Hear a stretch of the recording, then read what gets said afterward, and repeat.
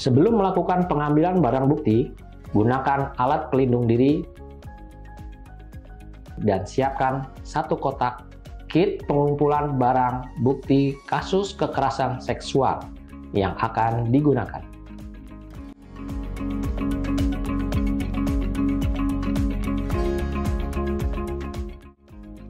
Tata cara penggunaan rap kit amplop pertama sebagai berikut.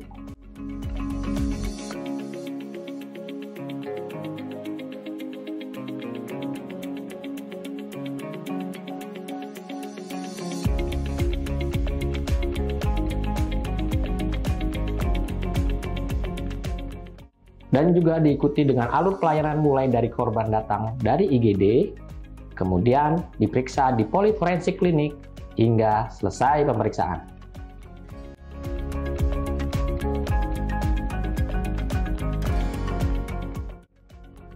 Setelah menerangkan alur pelayanan, korban atau keluarga korban terkait diminta persetujuan pemeriksaan yang akan dilakukan dengan menandatangani form informed consent dan form mengenai data wawancara yang dilakukan oleh dokter pemeriksa kepada korban kekerasan seksual.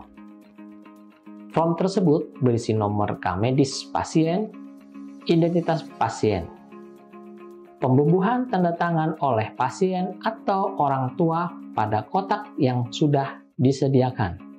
Selain form persetujuan, isi data hasil wawancara yang dilakukan oleh dokter pemeriksa terhadap korban kekerasan seksual yang berisi tentang perlakuan pelaku pada saat kejadian, riwayat perlakuan sebelumnya, kemudian terkait dengan kronologi lain yang terkait dugaan kejadian kekerasan seksual terhadap pasien.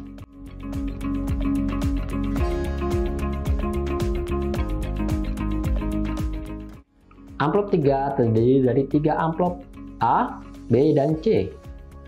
Amplop 3A digunakan untuk menyimpan pakaian yang dipakai korban pada saat kejadian, apabila korban belum berganti pakaian saat pemeriksaan dilakukan. Amplop 3B digunakan untuk menyimpan pakaian dalam yang dipakai oleh korban pada saat kejadian, apabila korban belum berganti pakaian dalam pada saat pemeriksaan dilakukan.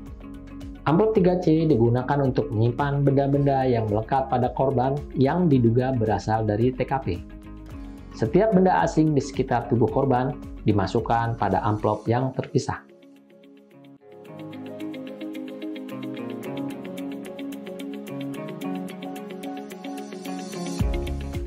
Korban diminta untuk berdiri di atas kertas flip chart yang dibentangkan di lantai.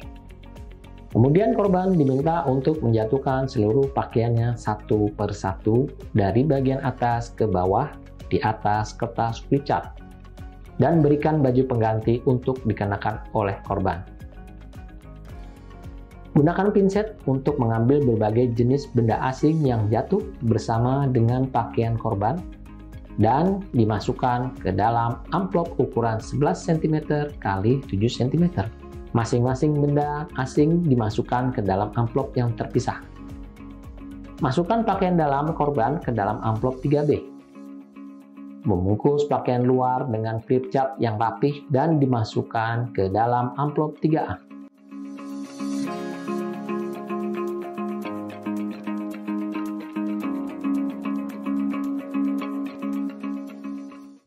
Korban duduk di tempat pemeriksaan.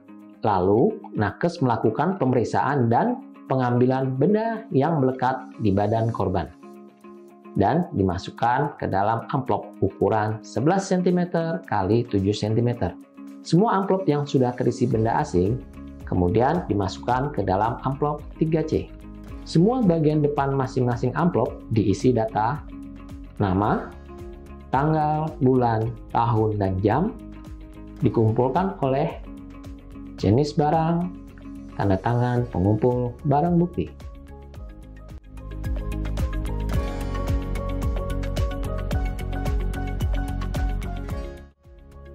Pengambilan sampel kerokan pada kuku atau pemotong kuku korban, hasilnya dimasukkan ke dalam amplop kertas yang sudah diberi tulisan sampel kuku.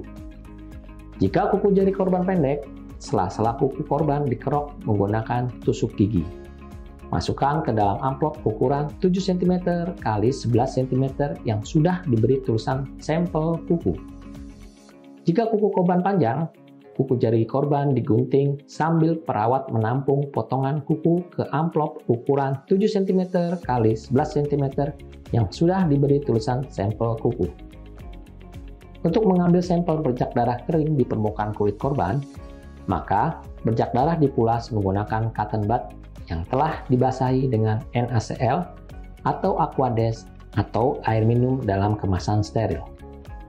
Cotton bud kemudian dikeringkan dengan cara didiamkan dalam suhu kamar dan setelah kering lalu dimasukkan ke amplop ukuran 7 cm x 11 cm yang sudah ditulis sampel darah. Untuk pengambilan sampel ludah, maka kita dapat menggunakan cotton bud yang dipulaskan pada kulit yang dicurigai terdapat jejak ludah dari pelaku. Cotton bud kemudian dikeringkan dengan cara didiamkan dalam suhu kamar. Setelah kering, lalu dimasukkan ke amplop yang sudah ditulis sampel ludah. Hal yang sama dapat dilakukan jika dicurigai terdapat jejak sperma dari pelaku. Setiap sampel dimasukkan ke amplop satu per satu dan diberi identitas. Semua yang sudah diambil kemudian dimasukkan ke amplop nomor 4, kotoran dan cairan di sekitar tubuh korban.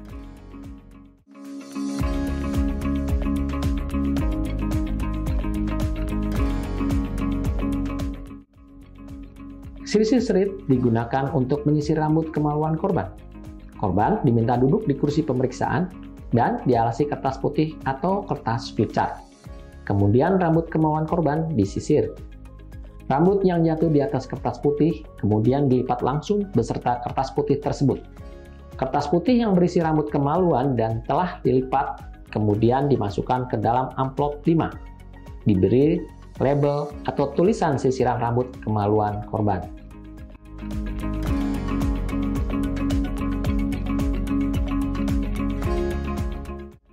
Pemeriksa menggunting rambut kemaluan korban kekerasan seksual untuk kemudian dijadikan pembanding dengan isi amplop 5. Sampel hasil guntingan yang sudah diambil dimasukkan ke dalam amplop nomor 6. Potongan rambut kemaluan korban. Gunting kecil yang akan digunakan kembali untuk pengambilan sampel pada amplop nomor 10. Potongan rambut kepala korban.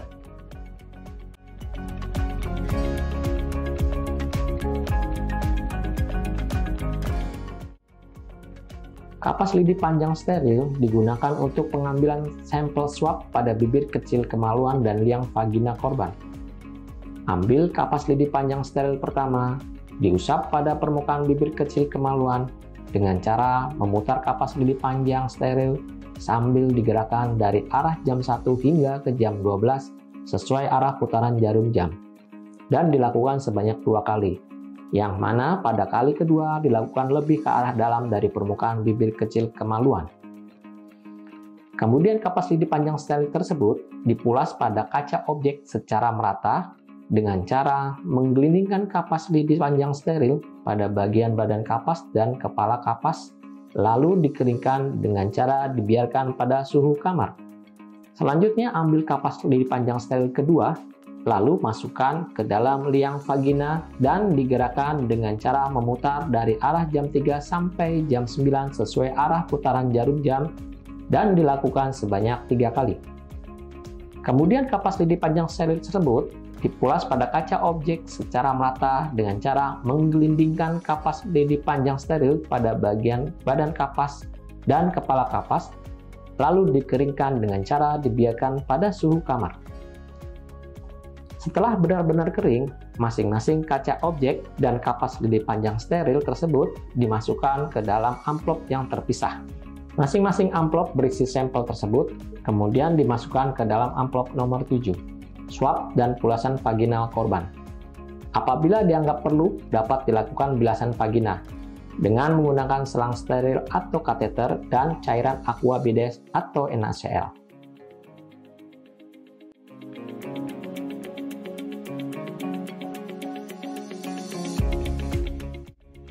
Kapas lidi panjang steril digunakan untuk mengambil swab yang ada pada lubang pelepas atau anus korban kekerasan seksual apabila diduga terdapat sperma ataupun cairan mani dari pelaku. Kapas lidi panjang steril pertama diusapkan pada anus pada daerah ruge atau lipatan, mulai dari arah jam 1 hingga jam 12 sesuai dengan arah putaran jarum jam. Kemudian kapas lidi panjang steril tersebut dipulas pada kaca objek secara merata dengan cara menggelindingkan kapas lidi panjang steril pada bagian badan dan kepala kapas lalu dikeringkan dengan cara dibiarkan pada suhu kamar. Kapas lidi panjang steril kedua dimasukkan pada liang anus, lalu kapas lidi panjang steril diputar dari arah jam 1 sampai jam 12 sesuai arah putaran jarum jam. Kemudian kapas lidi panjang steril tersebut dipulas pada kaca objek secara merata dengan cara menggelindingkan kapas lidi panjang steril pada bagian badan dan kepala kapas, lalu dikeringkan dengan cara dibiarkan pada suhu kamar. Setelah kering, masing-masing kaca objek dan kapas lidi panjang steril dimasukkan ke amplop yang terpisah. Seluruh amplop sampel dimasukkan ke dalam amplop nomor 8, swab dan pulasan anus korban.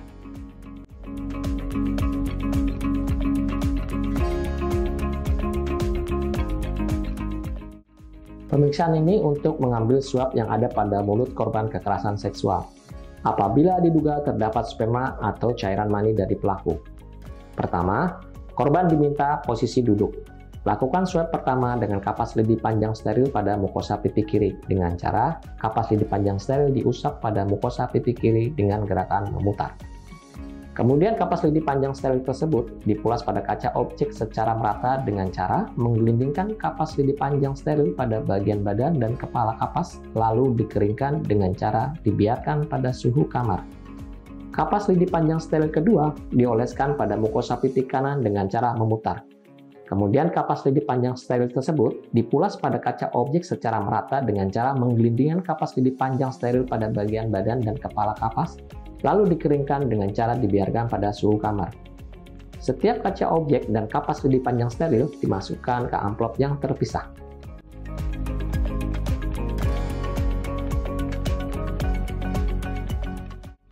Pengambilan rambut kepala pada korban kekerasan seksual dilakukan dengan cara mengunting rambut kepala dengan jumlah minimal 10 helai rambut.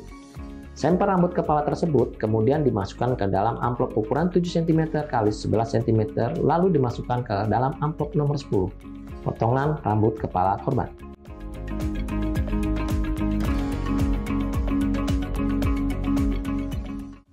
Korban diminta untuk buang air kecil di toilet yang sudah disediakan, didampingi oleh nakes sesuai dengan jenis kelamin korban. Urin ditampung di dalam pot urin dan diberi label atau stiker pada sisi luar tabung. Sampel urin dimasukkan ke dalam plastik untuk menjaga agar tidak tumpah. Lalu dimasukkan ke dalam amplop nomor 11, sampel urin korban.